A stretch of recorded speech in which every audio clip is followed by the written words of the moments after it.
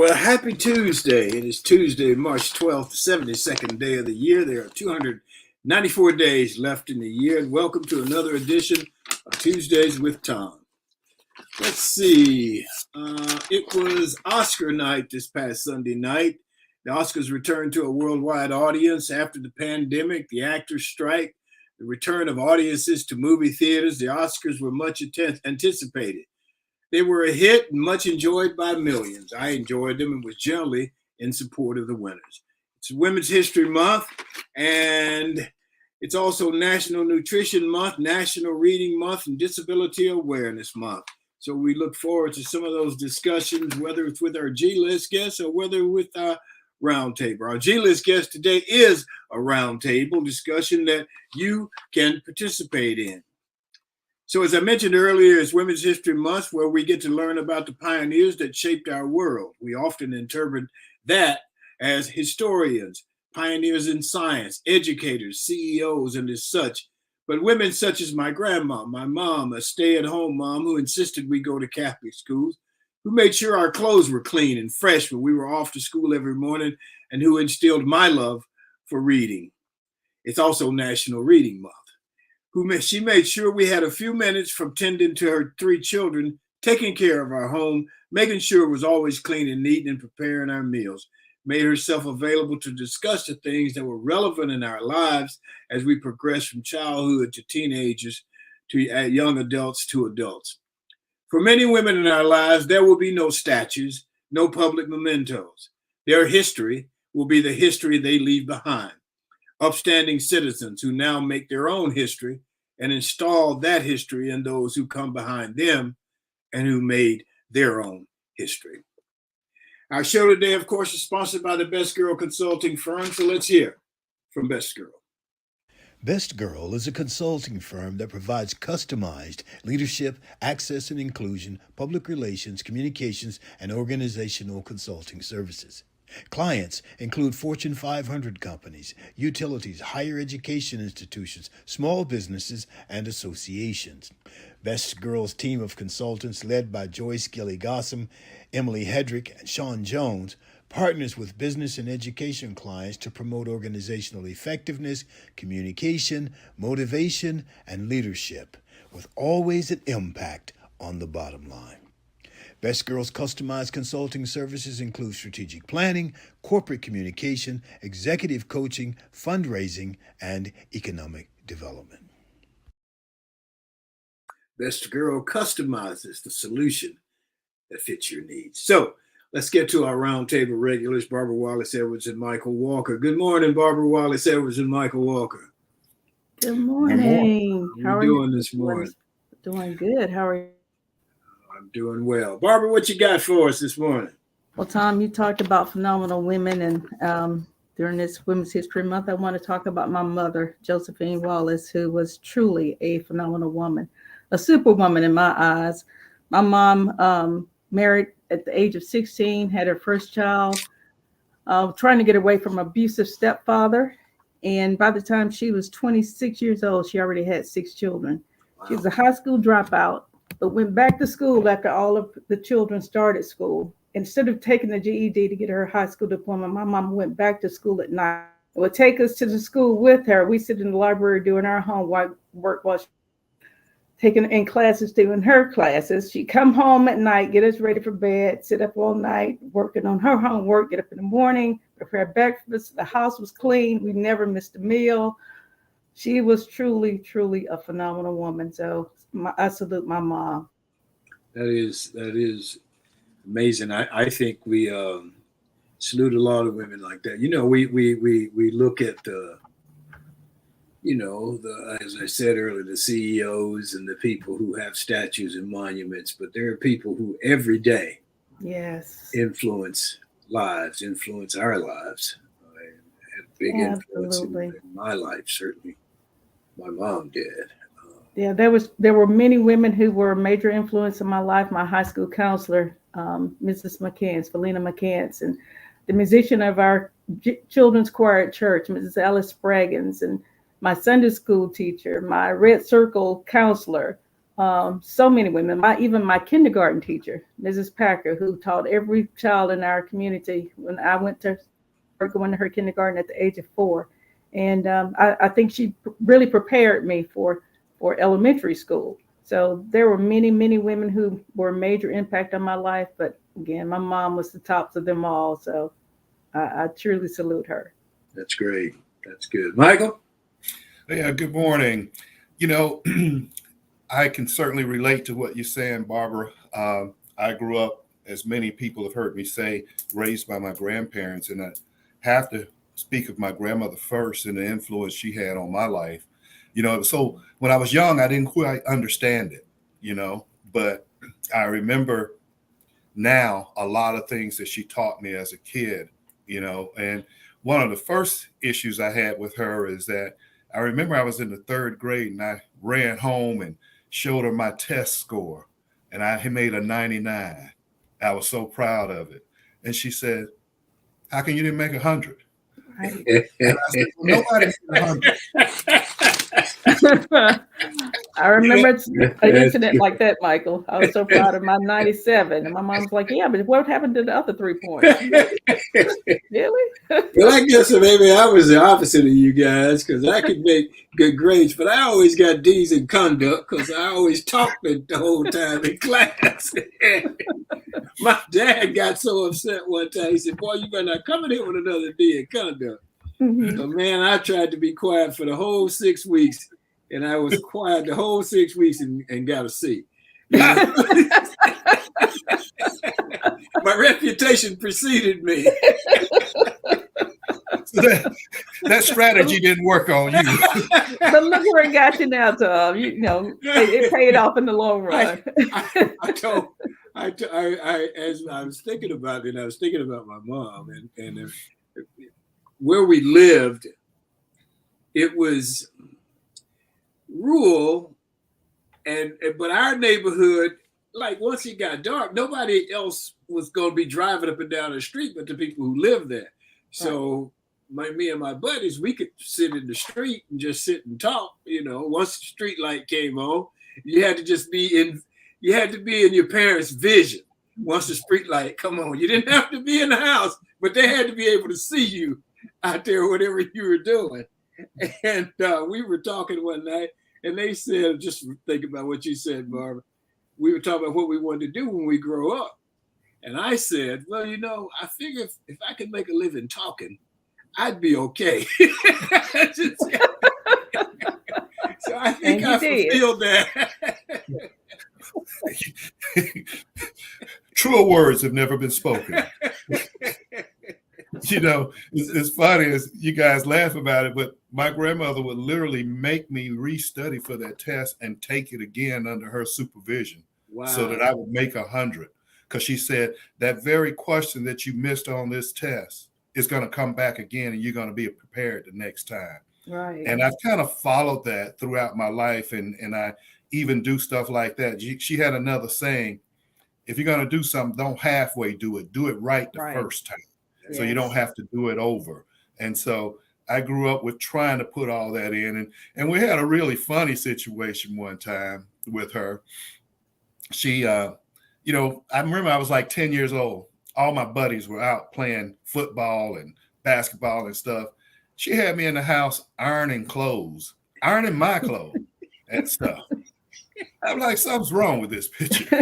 And I said, why can't I go outside and play football with all the other kids and stuff? You have me here ironing clothes and washing dishes and learning how to cook. And she looked at me and she said, because when you get grown, I want you to be able to take care of yourself and not have to depend on a woman, but for one thing. That's what she said. Mm. And I looked at her. Smart lady. And I said, okay. I didn't ask her what that one thing was. I decided I'd figure it out later on. Right. But I can say because of that upbringing, I'm fully capable of cooking and taking care of myself without being dependent on a woman to take care of household chores and stuff like that. So I owe a lot of that to her. It's amazing those stories those lessons that we remember from our parents. I remember one time my brother and I, the 2 oldest, were responsible for washing the dishes. And my day was to wash dishes one day, and I washed and put the dishes in the drain to drain, and then my brother was supposed to put them away, and he had. Well, my mother, let us go to bed that night, and she, I guess, came back the next morning and was inspecting the dishes. She got up at 4:30 in the morning, and she found a spot of spaghetti on a plate. And she got me up out of the bed and made me rewash every dish in that drain, because there was a spot. She said, if you miss one, you probably miss more than one. So just rewash them all. And so from this point on, every time I wash dishes, I make sure there's nothing on a plate, nothing left on a pot or anything when I wash dishes. So yeah, those lessons stick with us for a lifetime. Yeah. And you think about it, I think about it now. There were three of us, me and my two sisters. And every morning we'd be up, get dressed, freshly pressed clothes, and we would take off for the bus stop. And we'd have to catch a couple of buses to get to school. But now I think about it, and I think about, man, we only had one car, and my dad take the car to work. And so Mama was at home all day. Right. And man, what was that like, in some ways, maybe it was nice to get everybody out of the house. But at the same time, it was it was something that she had to deal with within herself, because we were conscious enough to say, Mom, you gonna be all right all day here by yourself, or anything like that. So right. Thom, I gotta tell you that your comment about how the strategy that your mom was trying to implement then work on you about being quiet, it reminded me of someone we all know that went to Auburn named Doug Sanders. Barbara, you remember Doug Sanders, don't you? I remember Doug, yes. Okay. Doug Sanders, when we first got to Atlanta, he and I, we were roommates and stuff, okay? I didn't know that. Yes. And whenever I would leave and go out of town, maybe go back to Auburn for the weekend, I'd come back and trash would just be the trash can would be running over with trash. And there'd be another big paper bag. Back in those days, you go to the grocery store, you get a big brown paper bag. Yes. Well, he sit there in the corner and he filled that up with trash and then get another one. And I come back and I said, Doug, can you explain to me why you won't take the trash out? I said, where our cars are parked, you go right by the trash bin. Why can't you take that out on your way to get in the car to go to work and just drop it in the bin? Right. And he looked at me and said, because when I was little, my mama used to make me take out the trash, and I swore when I got grown, I wouldn't take out the trash anymore. Barbara, I did just what you did. My mouth was wide open, and I just looked at him, and I said, okay, enough said. And I just walked away. Wow. Take it out. So that was your job every day, Mychal? If you wasn't there, the trash didn't go out? Yeah, well, it was my furniture and everything, so I didn't want, sticky stuff on my furniture. Yeah, so exactly. I can't blame you, but I just had to go and take it out because he'd eat stuff and leave the plate on my coffee table and all that. Oh, man. I wasn't raised that way, so I just had to go ahead and do it because it's my furniture, Right. That wasn't a good roommate situation. Yeah. And then I think a lot about the educators, man. We were fortunate to have great educators. Yes. Coming up. Yes, we were. Yeah. Mrs. Jackson. I had Mrs. Jackson in the second grade. And Mrs. Jackson, yeah. We had something. Downstairs was the cafeteria. The school had 3 levels. And so Mrs. Jackson sent me and these other two, Adrian Polk and another guy, down into the cafeteria to clean up whatever was left with it. So we got out there and got to running around and playing. And man, and I was running and slid into one of the tables. Boy, the knot rose up on my head. And so then we had to go back in the classroom. And I walked back in the classroom with this big knot on my head. Mrs. Jackson, she could take that ruler and hit you in your hand with it. And so one of the other 2 guys got licked. She said, well, you already got your lick. I ain't gonna hit you. She didn't know what happened, but she just knew you were hurt. She knew I had done something dumb. But man, I had great educators. Oh, yes. Women who really cared. We were and they were blessed. mostly women. Go ahead. Yes. Somebody was saying something. I said we were truly blessed, Thom. You're right. And first to the fourth grade, I had all female teachers, and they really prepared us for school even through college, even because of the way they taught us and the You had to learn. Yes, you had to exactly. learn something. Yeah. Yes. You couldn't just sit there and not learn. Right. Yeah. Speaking of people that need to be recognized during Women's Month here, and there are several, but I have one that I think need to be at least honorable mention from over the weekend, and her name is U.S. Representative Gwen Moore. She's a Democrat from Milwaukee. And during the president's State of the Union speech, she said she came in late as usual and was trying to find a place to sit. And she, in 19 years, she has never sat in an aisle seat in the center row. Those are coveted seats. And usually they are reserved for senators or what have you. So she was running around trying to find a place to sit. And one of the ushers said, "We have a seat for you right over here." And lo and behold, it was a seat right next to Marjorie Taylor Greene. Bless her. And she said that nobody wanted to sit next to MTG. And so Moore said that she remembered her ethics and training, her ethics training and stuff, and and that she doesn't have to agree with people, and just thought that she would ignore her and just take the seat anyway. And she said she found herself having to fact check Marjorie Taylor Greene in real time. And she said she looked at it and said, well, she is a human being. She just wanted to find out if she had any empathy. I guess another way of saying, do you have a soul, so to speak? You're right. And she said that during the president's speech, he brought up, the Voting Rights Act and stuff, because there's been some discussion about that and turning that back and stuff. And that Marjorie Taylor Greene says, nobody's trying to prevent anybody from voting nowadays. That was just only back in 1965. So Congresswoman Moore said that she turned to her and said, oh, yes, they are. I had legal challenges to my ballot that I submitted through a drop box in Wisconsin, and the fake electoral scheme. What do you think about that? And Marjorie Taylor Greene was basically dumbfounded. And then the next thing was she was over there muttering about Joe Biden talking about businesses closing during COVID-19. And Marjorie Taylor Greene, being a Trump person, was saying that, COVID was not that real and all that stuff. And she said, yes, it was. I almost lost my son during the pandemic through that. So in other words, it was a situation for growth between, I guess, the two of them, and they ended up developing a little bit of a relationship and dialogue there, during that period of time.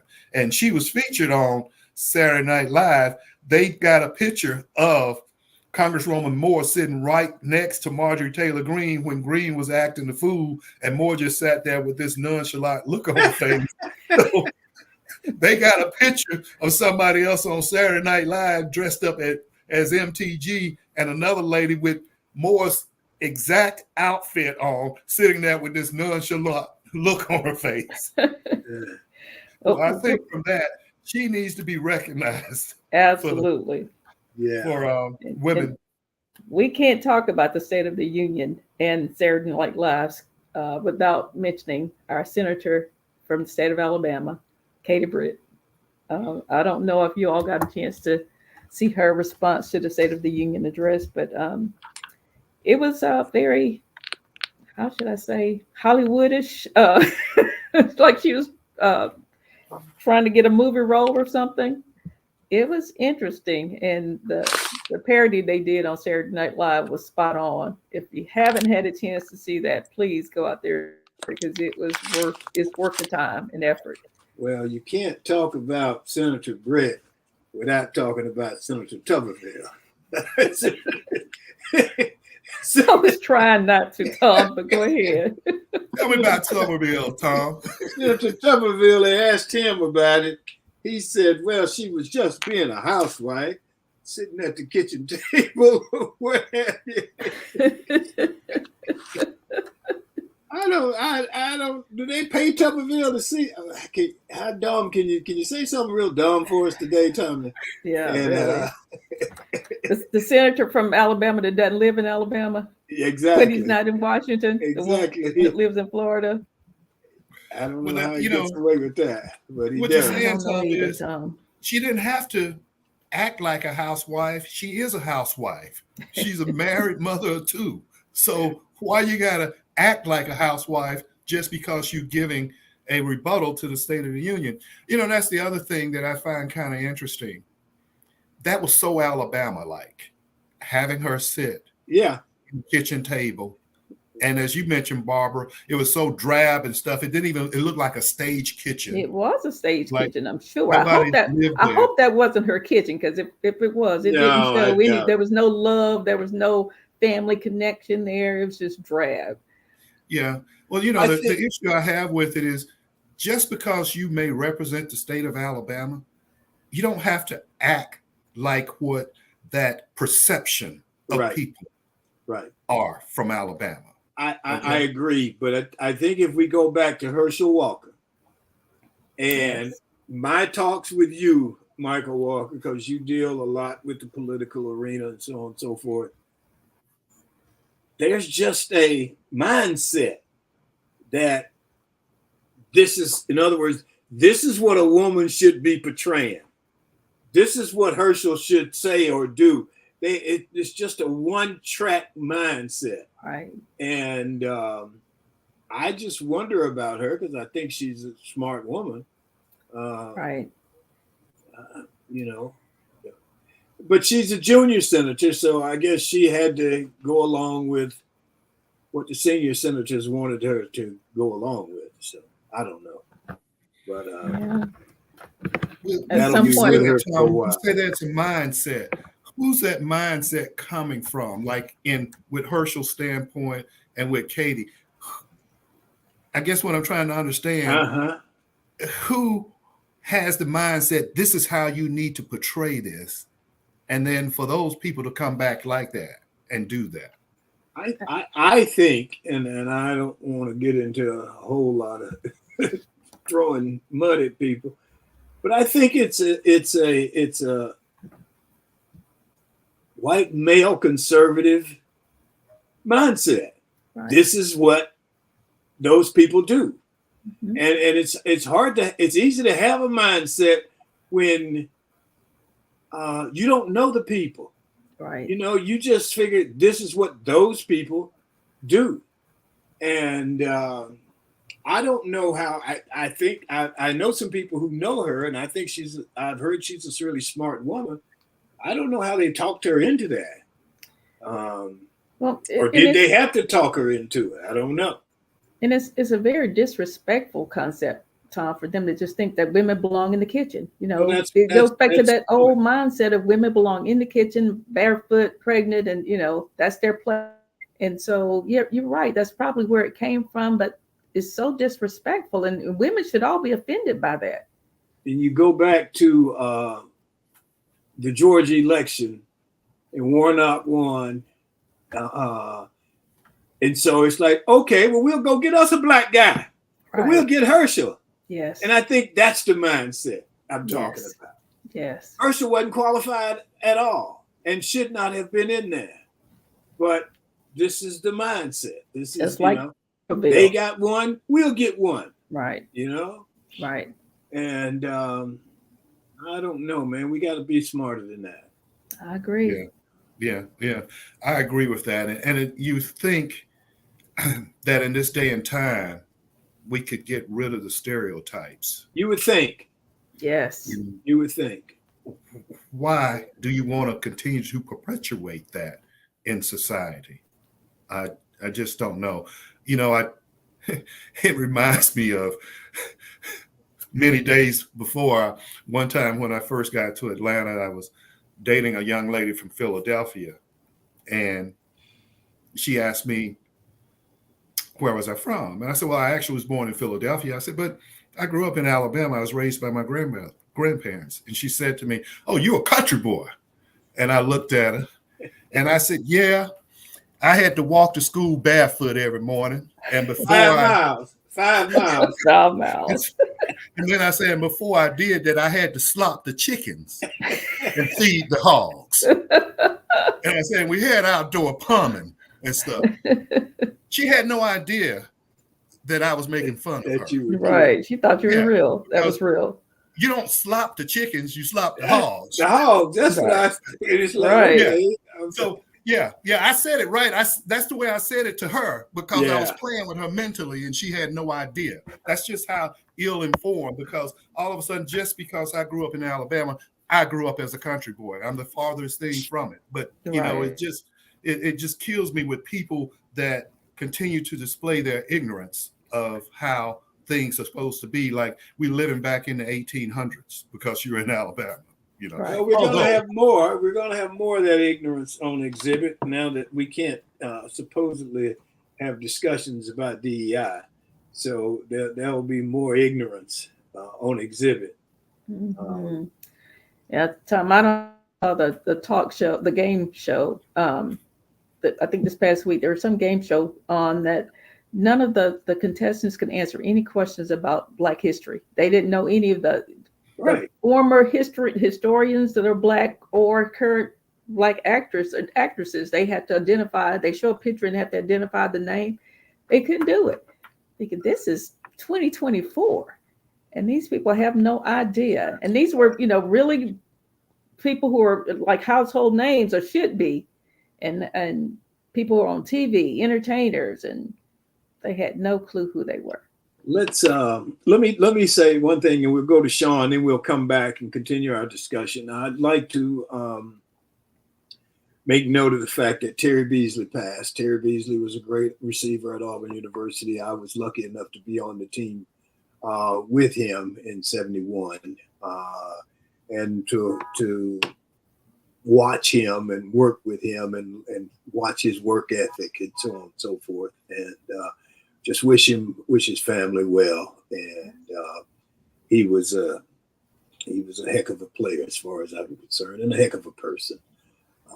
So Terry Beasley. So let's go to Sean. She's got a minute for us, and then we'll come back.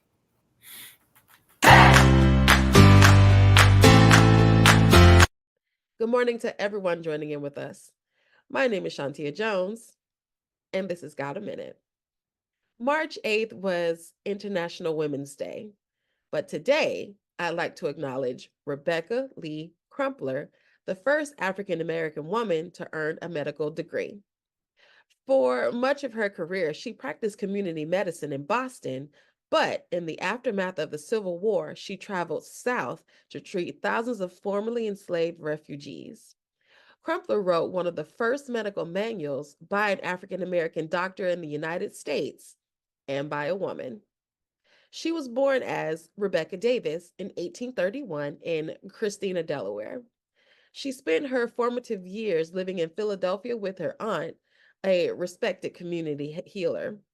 After moving to Massachusetts and practicing nursing for several years, Rebecca Davis, now Rebecca Lee, applied to the New England Female Medical College in Boston, the first women's medical school in the nation. The college admitted her in 1860 based on her nursing experience and strong recommendations from doctors familiar with her work. She graduated in 1864 as a doctoress of medicine. Thank you all for joining in. My name is Shantia Jones, and this is Got a Minute. Thank you, Sean. Okay, well, let's go back to what would have been our G list, but our G list guest today is all of us. So let's where were we? What about this fight on the basketball court with the young ladies from LSU and South Carolina? Which one of you guys want to jump into that? That was something else, Thom. I would say, Go ahead, Mychal. okay, well, it was a physical basketball game, and Thom, how it was when we used to play. A lot of times, especially guys would play physical and stuff and what have you. And I just see this as an evolution of the women's game because for such a long time, they used to say women play like girls. Well, they are girls, but now they have started to evolve and women's basketball is catching on and it's growing and rightfully so. And it's being, must see TV. But that particular game, I think also, if you're playing physical, you have to know how to keep your emotions in check unless somebody go completely over the line. Okay. And what I mean by that, the young girl from LSU who got the ball stolen from her and the other girl was sprinting for a layup and she tried to grab her. She intentionally fouled her. But we used to do that all the time as a strategy. If you got beat and somebody, you grab them and you hold them. But we will hold them in a certain way so that they wouldn't get hurt. They would know it was intentionally being fouled, but we protected them at the same time. I don't think she was trying to hurt the young lady. She was just trying to grab her, but not being experienced enough in how to play physical and keep your emotions under check led to what happened. And I think that as a result, things were heated and it kind of got out of hand. And I think that, Cardoza, the center from South Carolina, it was just a different situation because from what I saw, it wasn't enough to warrant what she did, but she was trying to take up for her teammate and said, well, you shouldn't have done this. And I think it really goes back to a misunderstanding and the lack of experience of how to play physical basketball and keep your emotions in check without it escalating. Well, I agree about the being physical part because there's a way to be physical and not incite a fight or Right. a riot or what have you. I think I mentioned this before we came on, but we had guys we used to have fights almost every game, and Was this in practice or an actual game, Thom? this was a game. This is a game. Both. Both. Yeah, both. Yeah, absolutely. But and we had a reputation, especially that one year that if it was needed, we'd fight. And but I don't know. It never got to the point where anybody got hurt, or it was like a fight, but it wasn't. It was over so fast, it was just kind of blowing off steam, right, for a little while. Right. I don't know, but you're absolutely right, and I don't want to make sure I say this without it being offensive, but females used to play basketball like girls. Like girls. Yeah. Now they play basketball. They play basketball. And right. I think it's interesting. I want to congratulate Don Staley and the South Carolina women's basketball team. They went undefeated this year, and that is a huge feat for the SEC. Yeah, it is.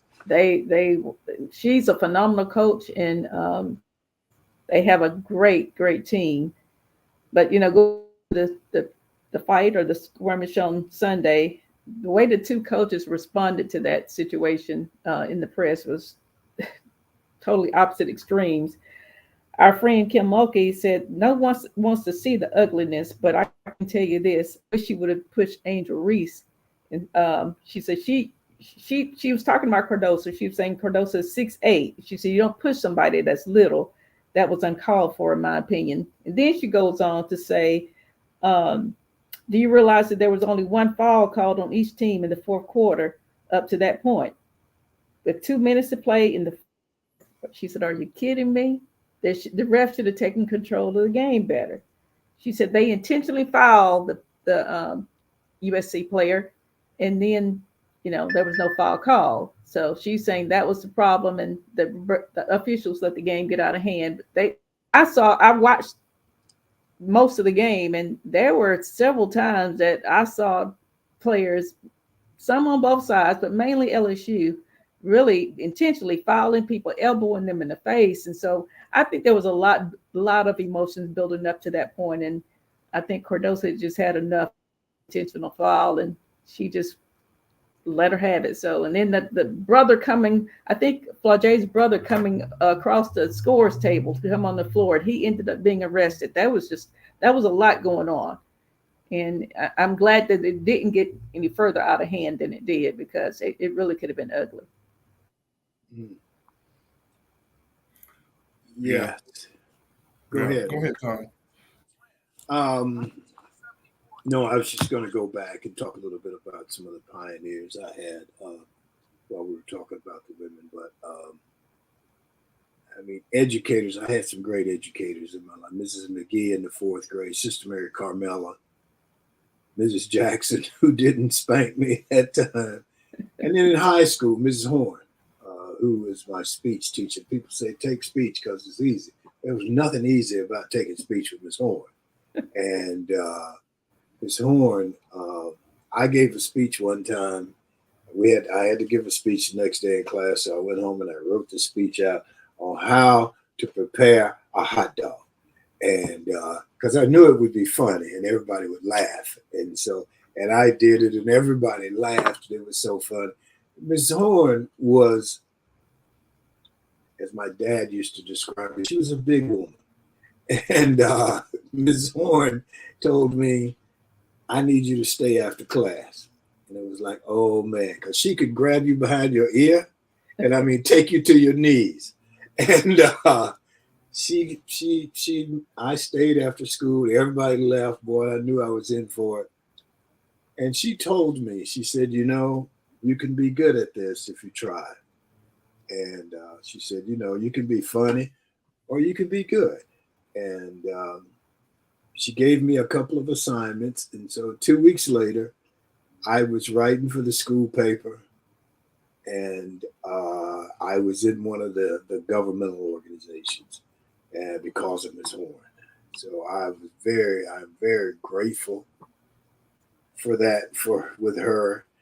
Mrs. Sykes in English, she was wonderful. I saw Mrs. Sykes. She went to Auburn, and I ran into her one day on campus. She'd had a reunion with some of her sorority sisters, and she introduced me to her sorority sisters. And I said to them, I said, she was real hard on me. She said, that's why you can write. Was this while you were a student at Auburn, Thom? No, this was a few years ago. Oh, wow. And then my first supervisor at Bell South was a woman, Terry Self. And Terry Self, I'd like to say to her, thank her. She let me be me. Yes. And she was wise. She didn't try to tell me what way to go, but she offered guidance. And there have been many women who have worked with me on my business journey since I started my business. Many, when I first started, I was able to give them their first job out of college. I've had several young women who came with me and worked with me their first job out of college. And then with the understanding that they would graduate from working with me to working with bigger and larger organizations. But hopefully I would give them the foundation that they could go forward with. So I'm proud of that, and proud of those young women who took that challenge. Yeah. We were talking about DEI, and I want to come back to that because the NAACP has now gotten involved in this. But before that, I want to share something with you guys that I found particularly gratifying and funny that I read yesterday. Is that you remember the former president talked about the 2020 election and how it was stolen and stuff.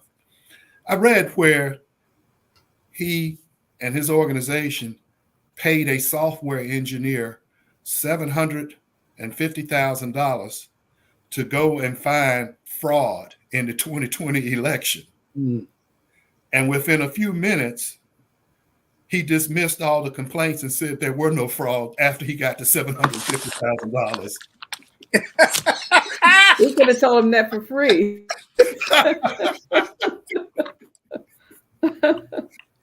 Woo. Oh, wow. I mean, those were the lengths that he was going to try to prove that the election was stolen from him. And that just, I found that particularly funny because he's always shortchanging people and what have you. Right. But going back to DEI, I understand, Thom, that the NAACP in your state now has spoken out and is getting involved and encouraging the athletes, African-American athletes, to reconsider attending Florida schools because of the DEI issue. These are some of the issues that the NAACP getting involved in. And, you know, I think it's good that they're doing that, as a matter of fact, at least speaking out on it, because a lot of today's youth, they do not understand what NAACP stands for and the type of issues that they fought for, in other words. Yeah, I agree with that. I agree. I just, you know, there are certain things I know that I can say in certain groups, crowds, organizations, meetings, and know that those things will be divisive. And so why say them? If you're going to cause all this confusion. And that's how I feel about the whole DEI thing. I mean, you know, this is going to be divisive. You know, this is aimed at one group of people. And so you can't come back and say it ain't racist, because it is. And so I don't understand it. But obviously there is an audience out there that wants to hear that and wants to react to it. And that's why we're in where we are with it. But I'm glad the NAACP has gotten involved. Right. I don't understand.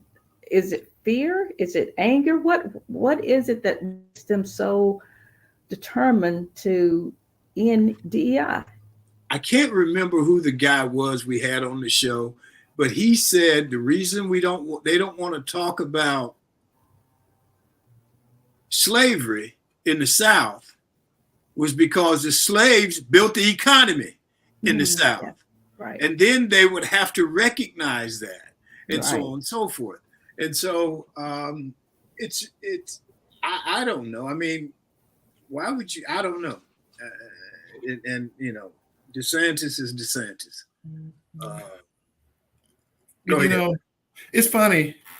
We're here talking about DEI, and I kind of liken that somewhat to civil rights. And what I mean by that, or equal opportunity for everyone, you know, and that's all DEI stands for.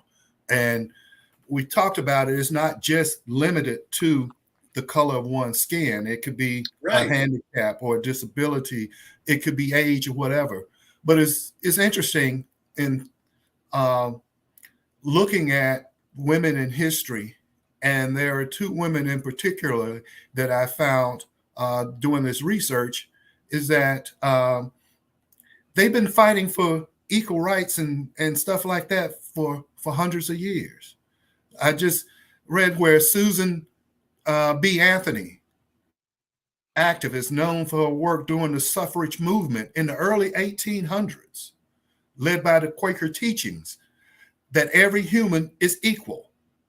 She began collecting anti-slavery petitions at the age of 17 and spent her entire adult life fighting for gender equality and women's right to vote. And that was back in the 1800s that she was doing this. And noted in there, it said anti-slavery. You know, and I see this as a common theme, that somehow equal rights for women and for minorities were all kind of intertwined together, because neither group had the right to vote. They were not counted as equals. Right. And DEI now can include women. Not necessarily, doesn't have to be women of color. Right. All women, just because of the gender situation, And one of her people that worked with her was a lady by the name of Elizabeth Cady Stanton. She was a leader in women's rights movement in the late 1800s. She was a firm advocate for equal rights for all. And she wrote a lot of Susan B. Anthony's speeches. She, as a matter of fact, even scheduled her honeymoon around a world anti-slavery convention. So back in 1800, you had women still trying to fight for equal rights and anti-slavery. And here we are still today, still having to focus on issues that are perpetuated from what happened in the past. What's interesting to me about DEI and programs such as that is I've never heard it be in opposition to anybody. I've never heard say, okay, well, this is going to exclude white folks. This is going to exclude white males. This is going to exclude. I've never heard that from anybody. And it doesn't. No, it doesn't at all. It just says we're going to have pretty much an equality in terms of who is admitted to schools, who's admitted so and so forth. And we can go back to, we can look at our own schooling and people who, Mychal, your friend who is talking about DEI and talking about letting unqualified people into these colleges. I don't know who he's talking about. Right. Who was unqualified? Because I know the black kids who were at Auburn when I was there were very much qualified. They were kids who were at the top of the list from the high schools that they came from. So I don't know. I guess people just have to be against people. I think that probably some of it is, and well, speaking of my friend that watches the show and we have an interaction, we had one last week after we talked about this. He is somewhat of an idealist, and I've told him that before, and we go back and forth about that, but he feels like everything should be done on merit. And that's why I tell him, you're being an idealist, because that's not how the system works. If it were on merit, then you have a lot more people of color being involved because of what you just said, Thom. Right. And I told him, I said, merit never worked for me. Mm-hmm. Okay. When I was ready for a position, they started talking about merit. Well, let's explore my background. Let's explore my skills. Well, then it didn't apply in my case. So that's what I've tried to get him to understand is that's one of those switch and bake tactics. When we start, and I'm not saying to him personally, but that's the way the system is. When we start talking about equal rights or DEI or affirmative action, what we're merely saying is that people of a certain ethnicity have been locked out of opportunities historically, and we now want to make sure that they have an opportunity. But then the people on the other side that have benefited from the lockout of those ethnic groups are saying, well, now I'm going to be locked out, because they know they were not there on merit. They were there because of who they knew and what they looked like. So that's why you have a problem with the DEI situation. Well, just think about it. Because otherwise, if you're self-confident in yourself and what you bring to the table, who cares about DEI and all of that? But Mychal, that goes back to the point where they don't see you as a whole person, though. They see themselves as a whole person, regardless of what you bring to the table. You're not a whole person in many of their mindsets, so you're less than. So you may have the same qualifications, but because you are Black, then you're not. I disagree. I have better qualifications. I agree with you. I agree with you, most definitely. Let me interject here and give you, I've told this story, and this is mine and Mychal's story, but I was in employment at Bell South. And my job was to bring in college graduates to the company. And Mychal was one of those graduates that I had identified as somebody that would be a great hire for us at the company. And so I put him through the test. We had to give a test that had nothing to do with the job, but we had to give a test, and we had to, let him do interviews and so on and so forth. And so Mychal went through all that, and then the district manager called me up and said, "Thom, this guy is great. This guy is wonderful." I said, "Okay, good," because I was going to get a hire in. Right. That'd be great. He Right. said, "Well," I said, "So do you want to bring him on?" "Well, here's what we want to do. We don't have a black slot right now. So when we get a black slot, we want to put him in that job. But right now, we can't bring him on right now because we ain't got a black slot for him." And that was in the 80s, Thom? Yeah. Wow. Early 80s. And I had to call Mychal up and tell him. And I wasn't going to, bullshit him. I was going to tell him, this is what he said. And, and that was, like you said, in the 80s. So what is that, 30 years, 40 years ago? I remember it like it was yesterday. Right. And I'm sure Mychal remembers it. That stuff stays with you. Right. And we were under a consent decree where they had to bring in people of color because they didn't have any. Mm-hmm. And but they were only going to bring them in when they had the black slot. When they had to. That was fun. And he was probably more qualified than the next person they actually brought in. But because they didn't have a black slot available, he was one of the best marketing people they had. Yes. Yeah.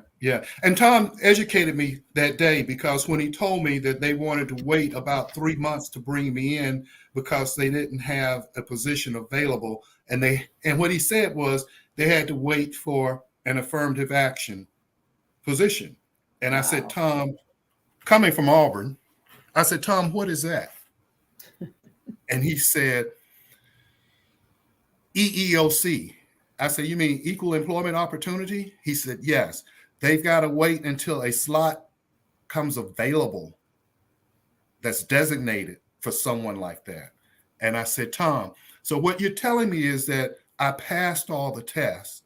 I interviewed well. I'm qualified. There is a position open right now that I'm qualified for, but I can't have that position because it's not designated for a black person." Right. And he said, yes. And I knew then that's how the game was going to be played.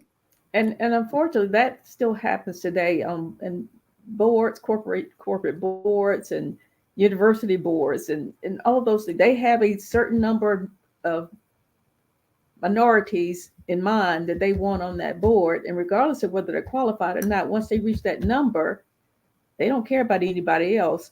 We're only going to let that number on. So it's still going on today. But you know what's interesting about that? And I knew, or I made a commitment to myself and to Thom because of him, what he was doing to try to get me in there. As a matter of fact, he set me up for 3 interviews. One for public relations, I never even got the interview. The guy walked out and saw who I was and refused to interview me. So I never even got that interview. Okay. But anyway, what I made that day when he told me that, I said, when I get this job, they may have brought me in because of my skin color, but they're going to know that I have more to offer than my skin color. Right. I'm going to make sure that I do a damn good job. I'm going to be the best when I come in there. And that's what I did. And guess what? They didn't like that either. You know what I did? You're showing them up. when that happened, I made up my mind. Okay, I'm going to learn as much as I can. I'm going to make all the relationships I can make. And then I'm getting out of here. Getting out of here. I'm going to start because I'm going to start my own thing. We had to. You had to project your own future with the company, what you wanted to be, what level you aspire to. So we had to fill that out. So I put president. They said, "Well, you can't be president." And I said, "Why?" "Well, you can't. I said, why? Well, you just can't. You just can't. I said, okay, I'll be president of something. Somewhere. I might not be president of this, but I'll be president of something. So I think for the anti-DEI people, the people who thinks that letting that encouraging people to be in these organizations is unfair to whites, that's just a myth that somebody has come up with, because it's not unfair at all. If anything, it's trying to level the playing field. Yes. But then again, some people don't want a level playing field. That's what I was going to say. That's the problem. Right. Yeah. So What anyway, we said last week, equality to them is a demotion. Equality for us is demotion to them. Well, I think, and my wife said this, that DEI has become synonymous with less than. And that's not the reality of my world. Right. Now, maybe it's a reality of somebody else's world, but it's not the reality of the world I live in. Anything else from you guys? Well, I just want to say that as we close, not all Republicans are going to support Trump. There are several notable Republican senators have said that they will not support Trump. Chief among them is Mitt Romney, Lisa Murkowski from Alaska, Todd Young from Indiana. You've got Bill Cassidy from Louisiana said he's non-committable. He's not going to commit to anyone right now. So, Trump may not have a shoe-in, even though there's a large contingency, mainly the MAGA crowd, but you have a lot of Republicans that feel like they don't have a home right now, and they just cannot vote for Trump. I guess, and it was funny. I had a conversation with a guy in DC recently in the association. He's a great guy. He says, I don't like Trump. I wouldn't sit down to have a beer with him, but I like his policies. And that's what I'm voting for. And I said, his policies, they were great policy, but it wasn't rocket science. Right. I said, anybody could come up with those policies. I say, if I were president, first thing I would do is shut down the border and make sure I knew who was coming in here and why you coming in here and where you came from. I'd make them go through the process. I wouldn't just open it up. I say, so that's not a great, brilliant idea. I say, the other thing is that he had a dream team of people in his cabinet. You had Rex Tillerson, the CEO of Exxon, who resigned and said he was a moron. Do you think if I was president and I had Rex Tillerson on my team, I'd let him go do his job, right, and get out of the way? Okay, so I find that as an excuse, so to speak, because anybody can implement those policies. You don't have to be Trump to do so. Okay, all right. Well, let's we'll close it out here with.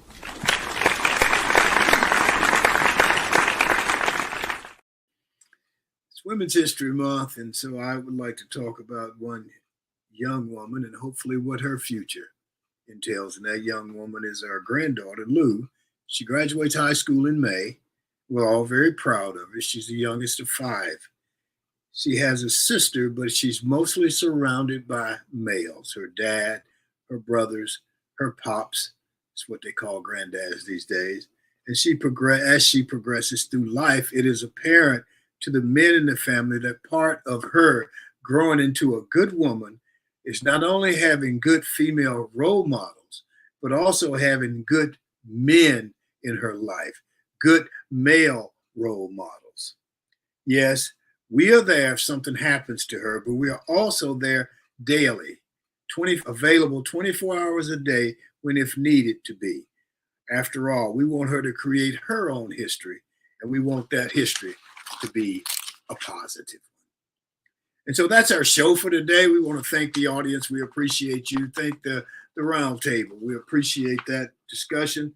Thanks to our sponsor, Best Girl Inc. Thanks to the TWT team, Barbara, Sean, Emily, Mychal, and Joyce. And that's it for this March the 12th. Remember, a day without a smile is a day wasted. If you got one, an extra one, to give one to someone else who needs it. Enjoy yourself. Make every day count. Stay safe. Peace.